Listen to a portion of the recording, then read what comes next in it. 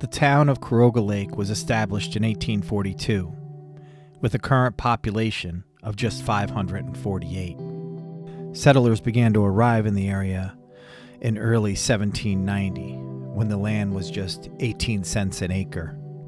The economy was built on the lumber industry, but later moved to tanning, with skins transported to Gloversville daily. Just as all Adirondack lumber and fur towns, they transitioned to a recreation area in the early 1900s. With a focus on outdoor activities, there was an amusement park, which is now home to music festivals.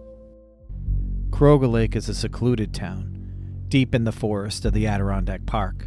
There are documented experiences and encounters, Bigfoot encounters, right here in the Caroga Lake area. Summer of 1988, late August. My best friend and I were driving around one night around 2 a.m. We were in the middle of nowhere, and we had to relieve ourselves, so we pulled over the vehicle on a dead-end road. We finished up our business, and I was back in the truck waiting for my buddy. I turned on the headlights, and illuminated in the beams was a very tall-shaped animal, brown in color. It stood perfectly still for 1 minute and then grunted at us. Then it turned and walked away. It didn't move like a man. It kinda swagged back and forth, like it lunged each leg forward when it walked. We were really freaked out, so we backed up all the way to the road. Afterward, we rationalized that it must have been a moose, but I don't think it was. For starters, I've seen moose before and they're huge. This was tall enough. It looked well over 6 feet, but it stood on 2 legs, and it didn't have antlers. But at this time, we had to rationalize what we saw. My father is an officer with the New York State Department of Environmental Conservation.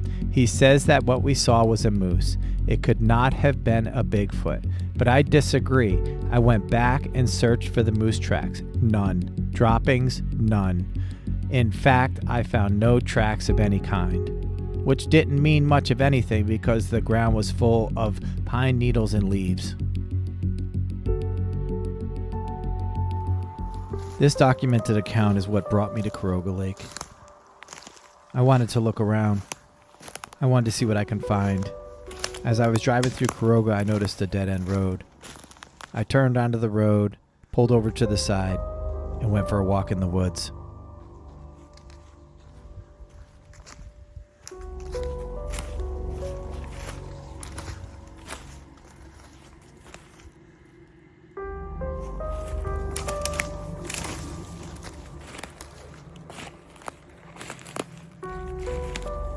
I was looking for signs of Bigfoot, anything that I could find.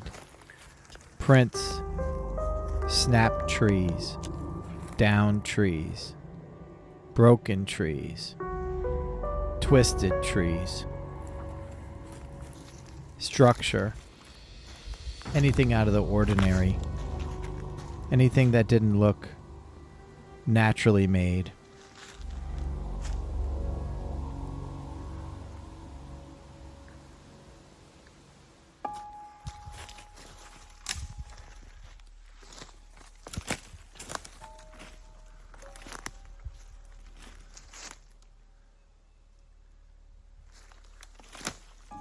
I stumbled upon this structure.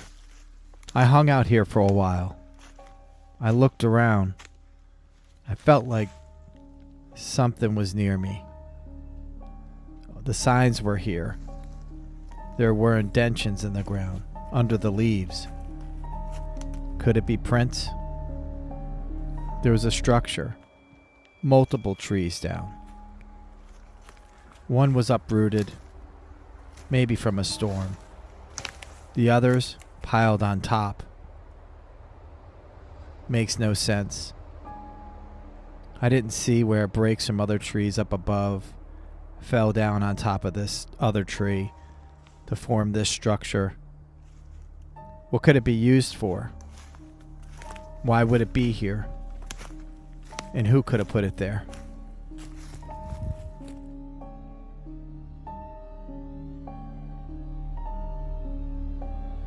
The conclusion to my investigation is I have unanswered questions, and I'll be back.